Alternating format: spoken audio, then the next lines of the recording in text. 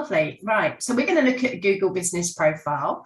We're going to talk briefly about we're going to go through how to set up a Google Business Profile for those that haven't got one. So bear with me because it'll only take me a couple of minutes to go through those bits, and then we're going to actually look at how you get your best out of your Google Business Profile, and I'll show you Google Business Profiles behind the scenes and to show you what they look like on the front and what you need to include in them.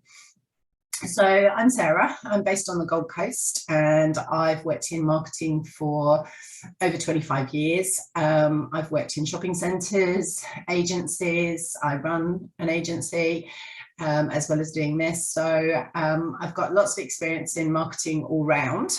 And so if you've got any questions, then let me know as we go through. Excuse me for my voice as well. I had COVID recently, so I'm a bit hoarse.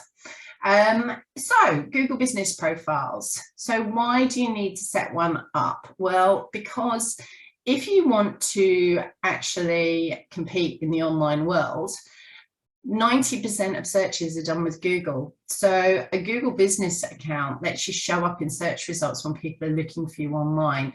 Totally free to set up, and it's an affordable marketing tool for any size business really, and you should always claim yours. And you can, if you move into a new business, you can go ahead and claim that one too, and I'll show you how to do that. So these are the things that we're going to go through. We're going to look at how to set one up, how to verify it, how to claim one if you do purchase a new business, and then optimizing your profile, and we'll go and have a look at a live screen. So there I've put one on the screen, what a Google Business Profile looks like. You see them all the time pop up when you're doing a Google search, and you ultimately want to make the most of it because it's where people go to check out your company information, and you'll quite often click through into the link. So why do you need a Google Business Profile? Well, because even when you've got a bricks and mortar shop, your customers are online, and they typically start your search on Google. As I said, 90% of searches are done on Google. And a Google Business account ensures that when someone looks you up, either on search or maps, that they find you. And once they do, it shows the searchers where and how to visit your shop if you have a physical address. It also, and I'll show you because I've got one, and I actually work from home and I don't publish my address, but I have got an address on there, and I'll show you how I've done that. And a Google My Business, or a Google Business Profile, as it's now known, improve your local search engine optimization. So when someone searches for you, it will help you to appear in searches. Just a bit on that as well. So I always like to explain how search engine optimization works. It's quite a simple process to understand. There's a lot that goes into the back end of it, but search engine optimization is about making sure that you are optimized as a business for search engines. And what that means is making sure that you are in as many places as you can be. You can have your content is got keywords throughout it and is written in a way so that the search engines can easily find you. They're a bit like librarians to the internet. And although you're talking directly to your customers, you do have to go through a search engine to get there most of the time, because once the customer knows you, they're going to search for your business anyway. But you've got to get there through a search engine. So you want to make the most of things like this. And the reviews on here, a Google My Business Profile, customers with it are 70% more likely to visit businesses with a Google business listing. And then there was another study that I read that said that businesses with complete listings on Google are twice as likely to earn trust from customers because they feel more confident, and so they're more likely to purchase from you. And a Google Business Review also helps build trust. So research shows that consumers trust online reviews as much as they do a personal recommendation. Because if you think about it, once you put the review on there, it can't be altered. You can't put it on falsely. People say, well, what if you get all your family and friends to do it? They can only do it once. And also I'll go through what happens if you get a negative review. So you can't go giving multiple reviews on here. And also your Google Business Profile helps you keep your customers informed because it includes your contact information, your trading hours. You can put updates on there. So if you had to temporarily close, you could put an update on there. And it's also, as I said, Google business accounts have really strong local search engine optimization. So the information you share should rank above other sites because it goes on your location and relevance. So these I have to show you by screenshots because I can't set up a Google business profile to do this. But if you haven't got a Google business profile, what you need to do is go to google.com/business and then enter your business name. And if it doesn't appear in the drop-down menu, click add your business to Google that you can see there. And then select the appropriate category. Don't worry too much if you can't find something specific. Just put in something as close as you can, and then you can always edit it and add to it later on in the back end of the Google Business Manager. Then once you've done that, it's going to ask you to add a location. So if you've got a physical location, then you can select yes to that. And you may also be asked to position a marker on the location. If you don't have a location that customers can visit, but you offer a service, you can also list your service in that area. Now, people ask me, what if I cover all of Australia or I have sites in other countries? The point of a Google Business Profile is for local search engine optimization. So you can create more. And if you do only sell online, you're not supposed to have one because it's about having a physical presence. So as I said earlier, I work from home, but I do go into businesses to give them advice. And people can visit me here. Clients do come to me. So I can have a physical presence, even though most of the things I do are virtual. So you need to have a look at that and see where you're based. Then you enter all your details, your business phone number, your website address if you can, and just follow it through. It's going to take you through, like you can see there, next, next, next, and you enter, and then you finish and manage the listing. Now, it's going to ask you at that point to verify your business. As I said, excuse me for my cough. And you want to save the date because it might ask you to save to verify it through a postcard. I've seen the ones recently, most of them are coming through with verification in a text message, which is heaps better than the way that I had to do it, which was wait 10 days for a card to arrive in the post with a PIN number on it. So most of the time, if it offers you the opportunity to register with a text message, please do that because it's easier for you. And then once you've got that, you can just sign in and click verify now. Now, if you've got multiple Google business accounts, make sure you choose the correct one, obviously, that you're verifying. And that's as easy as it should be once it's verified. But if you do have to do the postcard route, then save the date in your phone for, say, 2 weeks' time, and just make sure that you have got your code come through and that you've verified it. Now, I said I was going to touch on, if you've got a business already, you're purchasing a new business and you're not managing that Google Business Profile, you can actually claim it by just signing up or logging into Google Business and searching for your business, and then follow the steps to claim that business that you are the owner.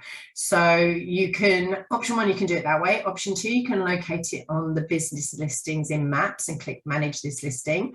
Or option three is you could look up the business listing in Google search and click own this business. So there's many ways that you can claim a business if you take over a new business. You can also add multiple accounts. So if you've opened a new location or just created a profile and need to add additional locations, then from your Google Business dashboard, you can click Manage Locations in the left-hand menu, and I'll show you where that is. And then you can click the blue Add Location button and type in your business and create a new business with this name. And then just fill in all the information and verify the request as normal. Another option is to go to Google Maps and drop a pin on the location that you'd like to add, click add a missing place, and then fill in the details and claim the business. So if you've got more than 10 locations, you can actually add them in bulk, which makes it a bit easier. And then reviews. We'll have a look at reviews and how you ask for reviews. What you want to get as many reviews as you can, and you can see here that this cafe shop has got 240, because as I said, it's like a testimonial, but it's better than a testimonial because you can't falsify the information. The customer is putting it on there. Now people say to me, but what if they put negative reviews on there? I actually think that's possibly a great way to show how good you are at customer service, because I worked in a shopping centre for 13 years and we would always get negative reviews. You can't stop it. Somebody's always not going to be 100% satisfied with what you're doing. So the best thing to do there is never ignore them, always answer them. So I always answer my reviews, no matter whether it's a good, I haven't got any poor ones, thankfully, but even if it was a poor one, I would answer it. So positive or negative. So just something like, thank you for your review. We really appreciate your feedback is a great way to answer it. And if they put something negative there, avoid trying to be confrontational, just simply because remember all the other customers can read it. So you just want to put, thank you for your feedback.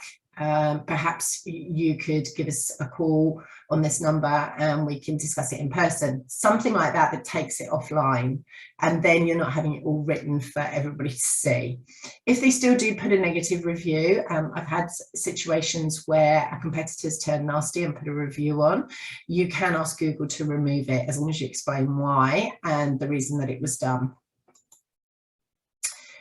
There's another thing you can do as well, and you can, we'll go into this in a little bit more detail, but and I'll show you an easier way actually than when I first created this slide, to actually create a QR code. You just go to a free QR code writer, you get your code off of your Google business profile and you pop it in to the back end.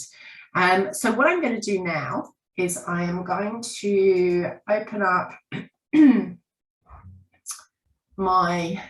first of all, I'm going to show you what a Google review looks like. So bear with me a second, and I'm just going to stop sharing and reshare my screen. Okay, so with a Google business profile,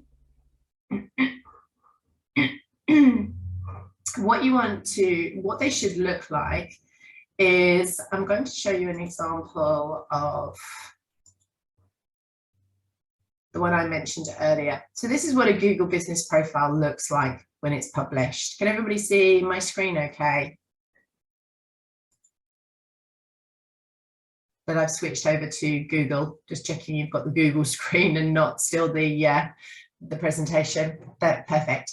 So when you create a Google business profile, it will look something like this. Now, it won't necessarily have all this information in because you've got to add it, but you want to make sure you do have it. So as I said, if you don't have a physical presence, I will show you a way to get around that.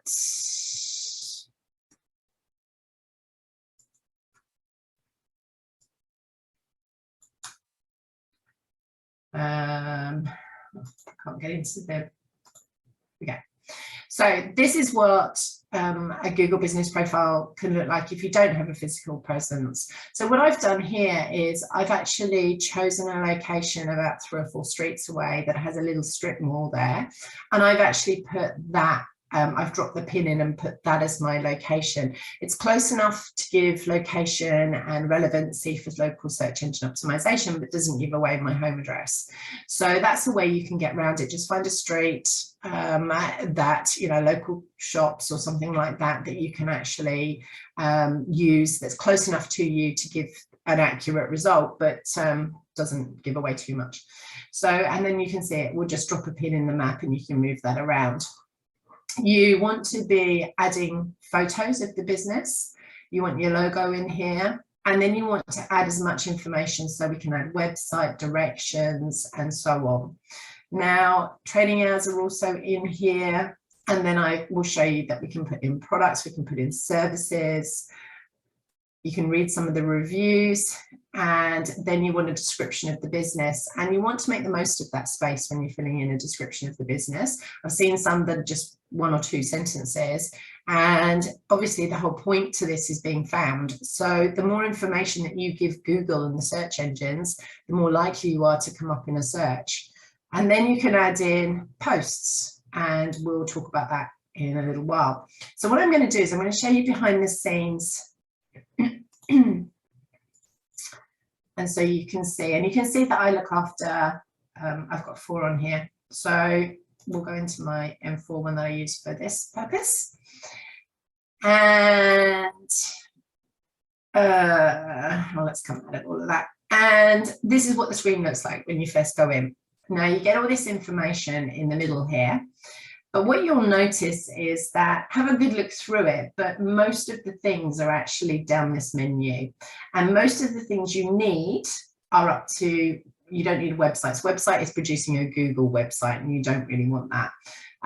They look produced by Google. So you want to have ideally your own website.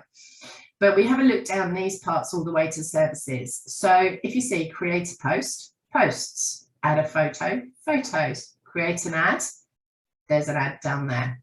So you can pretty much do everything you need down here, but I always try and show people down this screen so you can see your performance and your activity and so on.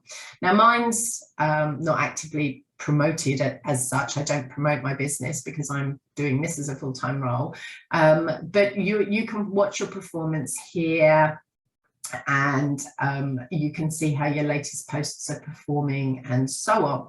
You can also see what it looks like on Google. Now, one of the things I said to you that we'd look at was reviews, and the review tab is over here, but you can actually share your code. So all you would do is copy that piece of code there, go into a QR code writer, and if you've got Canva, you can do this in Canva to create QR codes. And then just download it as a QR code. And then why don't you then send that to your clients as a bit of a follow-up email saying, hey, it was it was lovely working with you, and perhaps you'd be kind enough to give us a review on Google. And they can just follow the QR code and go straight to, or if obviously if you're sending it in an email, you could send just a link. And if you needed it printed, for example, if you were a real estate agent, you might want to print your QR code on a nice little tag and put it around a bottle of bubbles or something when you drop it at someone's house. If you send out items to clients, you could perhaps put it on the invoice so that they can give you a review. Now, I've got a question here from Simone. How do you add a logo beside the business name? Okay, so I'm going to show you all of that. So this is the screen when you come first in. So we're going to go down these. I'm going to just briefly touch on posts. Posts are to add more content. So in the online world, the more content that you've got online, the more chances you have of being found. And if you're doing the digital solutions program, when I go through it with my clients, I'm always trying to explain to them that, as I said, if you look at the search engines as being librarians, and they literally think of them from another planet, they can understand the language, but they don't understand what it is that it means. So they can read it, but you need to explain it to them. So either think of it like that, or talking to a small child and explaining everything. You have to explain everything so that they can easily read it and then serve up that correct information, because ultimately Google wants to remain the #1 search engine. So when people are performing a search for best chiropractor near me, that he looks for those that have the most amount of information in relevancy, and he will put it up there. So that's how you get above your competitors organically without having to pay for it. You make sure that your website has at least 300 words of content per page, and that you then, so that's, if you imagine you've got a shelf in the online world, like a library shelf, and your website might be your first point of contact, and is say, you know, an inch thick. And then every time you add a blog to your page or a post in Google, you're adding magazines to your shelf. And the bigger that your content gets on that shelf, the more likely you are to start appearing in searches above your competition, because you've got more to talk about. There is a lot more to it than that, and you would really need to look into search engine optimization, but I think you probably get the gist from that as to why people write posts and blogs and things. And people always assume you're writing them for the public. You're writing it at your ideal customer, but you're slightly bearing in mind the fact that the search engines are the ones that are actually going to deliver that information to them when they're looking for it. So you're actually writing it for them as well. So just always think of that. So posts on here, I always suggest a quick way to do this is to recycle content. So if you do write a blog for your website, why not just copy that information, paste it in here. We just press the add button here. And if I do that, I can choose what kind of post that I'd like. And then you just paste. So if I click the what's new, we can add a photo, we can paste in the post, and then we can add a call to action button. And so if I put call now, it's going to allow me to put a phone number in. What you won't be able to add more than about 250 words. So a blog ideally wants to be 500 to 800, 1,000. They actually say 1,500 to 2,000, but don't worry too much about that. But the blogs, you need to shorten them. So you pretty much take out all the ands, ifs and buts and just leave the essentials into here, and then just hit publish. And you'll start to see posts then appearing, and it's just another way to be found. So that's posts. This is where I answer your question about the logo. So what you do, actually, sorry, this isn't where you answer the question about the logo. I'll show you, it's under photos. This is where you answer the question about the rest of the information. So this is, obviously, you can edit anything that's got a pen beside it. Now, I said to you earlier, if you put in a category and it didn't really meet all the needs, you can add to them. So you can just hit this button here and you can add more categories here and just apply. Sometimes they take 24, 48 hours to go live. Sometimes, you know, even longer than that, 72, but most of the time it's done fairly quickly. You can put in your service areas here. Try and be a bit specific with that, because you're trying to get local business as well. So I've put in here, and you can add to as many as you like with this as well. Then you put in your trading hours. Always try and make sure your trading hours on here do match the services that you've got on your website as well. And you can add in more hours and special hours. You just go through step by step, adding the information. Now, some of this you would have already entered as you were setting it up. So your phone number, but if that changes, you just change it here. You put your website in. You can have appointment links on here. So I have the Calendly tool, which is free to use. And so if somebody wants to book an appointment with me, they can just do that, and it'll link to my calendar and just book in for a 15-minute chat. Then we can add products, and I'm going to show you that over here, and services, which is also over here, but you could edit them as well if you wanted to. And we can go down and have a look. These are worth filling in, that just some added extra information, just in case somebody is asking for that, then put it in there. Health and safety requirements, and then this is where you write your content. So try and give a good description about what you do and include those services that you offer, so that people can see, and so the search engines can also pick up the phrases that you're using. And then it will, as they add photos here, but that's down the side here too. We've got the next tab here we've got is insights.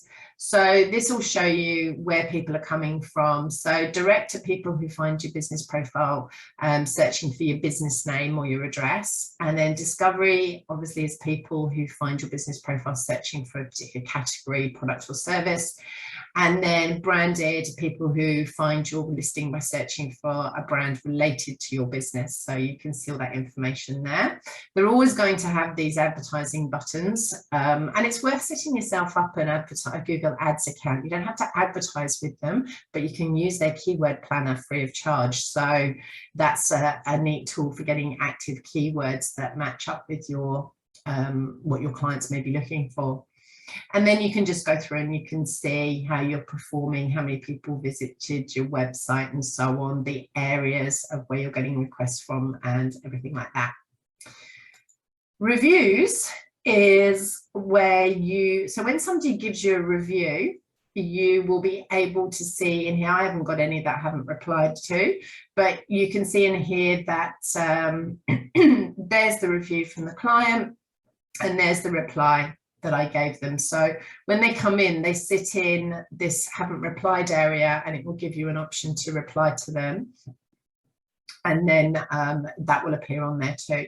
So as I said, it's always worth just putting a simple reply back, even if it is just something like it's been a pleasure sharing my experience with you. So it just looks, I think it's a good customer service trick to get into. Now, messages, you can use the messages on here and set those up. I actually don't use them, but you can use and people can send you messages via here. Now, photos, this is where I answer your question about the logo. So here, when you first start setting up, you'll have videos, photos, cover, image, and logo. So they'll be along here. And that's where you put your logo in. Now, if your logo doesn't fit, because it's a circle shape, if your logo doesn't fit and you want to get it a bit more precise, you could use a free tool like Canva and create a circle in it and then put your logo inside the circle. So that's a way to get around it. When you're putting photos on here, try and make sure they are active shots of your business. People want to see behind the scenes. They want to see you in action. They want to see your staff. Try and include videos. So if I go back to Asset Aircon and go into their photos, you will see that they do a really good job. So they add ad shots as well. But if I go along here, you'll see Street View and then videos. In their videos, they publish. So this is one from one of their engineers. So the people want to see behind the scenes. So make sure you do add things like this and it is raw and real. What you don't want is this. You don't want to be showing people just stock photos. It's not what they're interested in. They want to see your business. They want to see your staff. So if you're changing something, if you're supplying something, if you're packaging something, take photos as you do it and put it up on here so people can see what goes into it. You can do videos for it. Videos get a lot more traction than photos do. There is a bookings tab here. I don't use it, but have a look at the bookings tab. And then I said to you about products and services. So with the products here, I've added these in as examples. They're not technically products, they're more services, but it's an example here to show you. So here, if you just click on them, if I added a new one, we would just drag the photo in, we'd name the product, we'd select a category, we can put price ranges in by just hitting that button, or we can just put the price in, it's optional. Just product description, and then you can add a button to purchase. So if I go back to Asset Aircon again, you'll see here that they sell their air conditioning units online. It's another place to put your products and services. And when it comes to putting photos and products and posts and updating the information, if you can at least do it monthly, if you can do it weekly, even better, just keep it going because it's adding to that. Google likes the refresh. It likes to see you've got something new to say about. So if you can do that and do it more regularly, please do. Services is literally as it says, and you can put in some prices and you can put, I mean, these are just examples of how you can do it. Some have got stories in, some I haven't, and you can add the different categories and you can update the information. So try and go through every single tab down here and add as much as you can to it. I said to you website, if you don't have a website, you can create a Google website. I don't particularly like them. I think they're a bit you know, average. But I'd say a better way if you want to have a go at creating a free website is to use something like Canva. They've just released a new website portal where they are helping businesses to build free websites. So that would be one to explore if you haven't got a website. But ideally, what you've got to remember with a website is that is your online shop. So the better the software, it's like anything, you get what you pay for. So if you can go to a WordPress site or a Shopify store, that would be better than having one of the free Wix or, you know, GoDaddy sites. They don't have the same search engine capabilities. And at the end of the day, the whole reason you're having an online website is because you want to be found. So just bear that in mind. And then if you do want to create an advert, you've got this information down here. Now, one of the things that I always warn people about with anything to do with your business really is try not to ever give over your access to anybody. So if you have a staff member join, set them up as a user on here so that you're not giving away your password and you're not, because what happens is, and it's the same with a website, you should always set someone up as a user, never, same with Facebook, set them up as a user. Because if something does go wrong, you want to be able to quickly shut it down. So, and I have seen and heard horror stories of people still being able to get into things even after they've left. So always make sure that you've set someone up as a user, just protects you a bit more for security reasons. And if you wanted to add a new business, you've got the tab down here. And then you can have a look at your settings and support if you need any support. There's a button down here. Has anybody got any questions? Anything else that I can answer about setting up your Google business profile to get the most out of it? What I do encourage you to do is to go into it and have a really good play. And as I said, always make sure that you go through every single button down here, maybe not the website one, but everything else, and have a look at what is the best, the most amount of information that you can give. Now, there's a couple of tips I mentioned about creating an ad.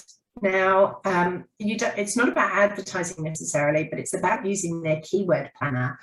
So there's two tools that aren't really to do with Google business profiles, but might help you in a business. There's one called Answer the Public.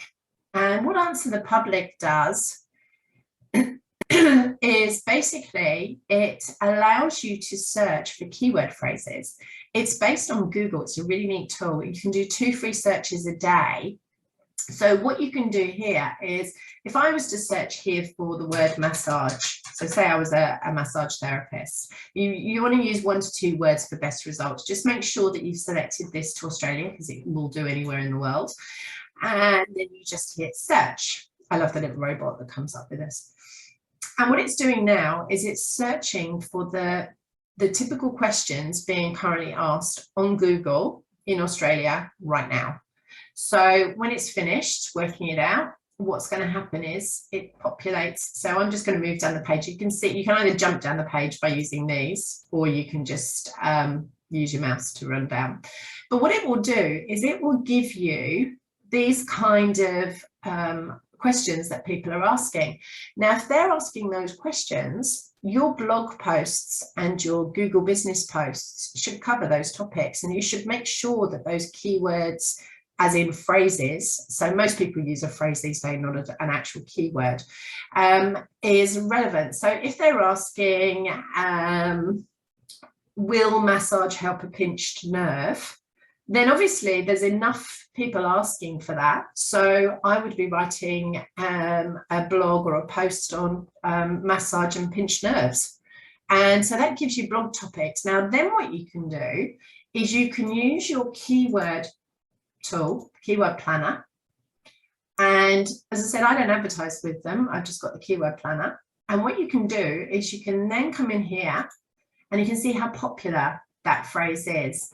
So actually, no, I'm just going to put in massage and pinch nerve. So we can start with that and see what results we get. And it's going to tell us how popular, how many people are searching for that on a monthly basis. So this is your monthly results. And if you hover over it, it tells you what it means. This is the competition. So this is how competitive, if you were going to do some advertising, that would that keyword phrase would be. And then this is how much you would actually start to pay for it between here and here. Now, here you can see they've offered some other options, keyword ideas. So can a massage help a pinched nerve? And you can see it's got quite low competition. I would try and avoid anything with high competition because you're obviously competing against a lot of other people for that phrase, and so it's less likely you'll appear in the searches. But you can have a look down at the low and medium results and use these as phrases throughout. This is a really neat, and then you can use these tools as well. So massage neck pain, massage sciatica. And if I just click on one of those, it's going to add it in here, and I just add get results. And it's added it now to the top here that I've provided. Now that's got more searches, but it's got a high competition. So again, probably not something you'd want to compete against without having lots of dollars to put behind it. So just a couple of neat free tools that hopefully will help you with getting some ideas of what to write about. I've got a question here. If you have over 800 products, how many should you put on Google? Yes, you could probably overdo that. I pick your main products or main product lines. So you will have, I presume, groupings of those products, Kim. So if you maybe group them in categories and then talk about the categories, because ultimately you want them on their website. Everything you do, even in social media, is about driving that traffic to you where you're in control. And that's why a website is so good for you, because you own the website, unless you're doing a Shopify, which you don't, they do. But if you've got your own website, you ultimately want to be putting them back where you have control and where they can see more products. One of the neat things to do as well is maybe to have a landing page hidden in the back of your website. You can have as many as you like. You publish them, but you just don't put them on the menu. So anybody that lands on your website can't see that. But if you're doing an advert, you just link to that page. What a landing page does is it funnels them down into making a decision, rather than there is a possibility when they go onto a website, if you offer lots of different services, that they can get lost in what you're trying to get them to do with their advert. So if, for example, with digital solutions, we were advertising the digital solutions program. If you went onto the Business Station website, there's lots of other areas to the business on there, and you could lose them in the other areas. So with the digital solutions program, we actually use landing pages. So when we advertise it, they land on just digital solutions and it funnels them down into making a decision. Any other questions I can help anybody with?